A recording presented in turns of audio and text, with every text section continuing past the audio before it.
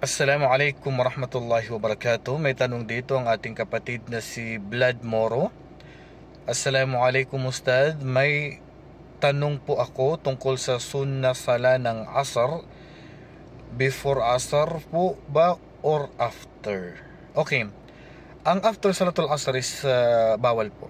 Kabilang po siya sa mga oras na ipinagbawal po ng propeta sallallahu alaihi wasallam na magsagawa po ng sala. Maliban lang kung may utang ka na hindi mo na isagawa na sunnah before duhur o after duhur, pwede mo na mapalitan after asar. Pero kung may particular na sunnah after asar, wala po. Kasi kabilang po yan sa mga oras na bawal pong magsunnah. Ibig sabihin, wala siyang sunnah after asar. Pero may sunnah ba before? So, ang sunnah ay napag-usapan ng mga ulama before asar, pero hindi po siya tinatawag ng ilan sa mga ulama na sunan ar-rawatib. Merong hadis na marawahu Ahmad, sinabi ng propeta sallallahu alaihi wasallam na rahimallahu ra'an salla qabla al-asri arba'an. Kinahabagan ng Allah ang sinumang nagsagawa ng salatul ng 4 na raka'a before asar.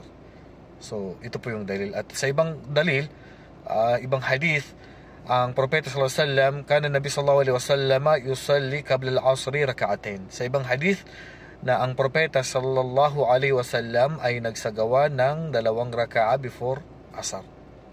So ang sunnah ng asar is before, pero ang tawag ng ating mga ulama dito ay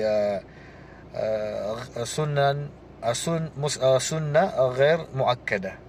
Sunnah siya na hindi siya mabigat. At hindi na kinonsider ng ating mga ulama ang sunnah ng asar na kabilang sa sunan ar-rawatib. Bakit?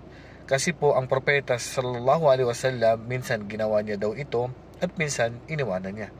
So dahil sa hindi ito madalas na ginawa ng propeta sallallahu alaihi wasallam, so nangangahulugan na ito ay hindi siya mabigat na sunnah. Pwedeng gawin minsan, pwede rin isagawa.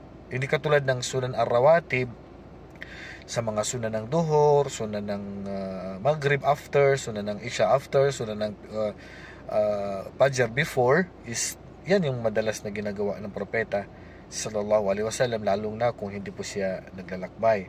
Pero yung sa asar po, wala po sa listahan na madalas pong ginawa ng propeta sallallahu alaihi wasallam. Kaya naman minsan 4 na raka'a ang ginagawa ng propeta sallallahu alaihi wasallam before asar, minsan naman 2 raka'a, at minsan ay hindi siya nagsasagawa ng sunnah dito sa asar. Okay? So hindi po siya mabigat na sunnah yung sa asar. So yan lang po ang konting kaalaman kaugnay po sa sunnah ng asar. Wallahu a'lam. Assalamualaikum warahmatullahi wabarakatuh.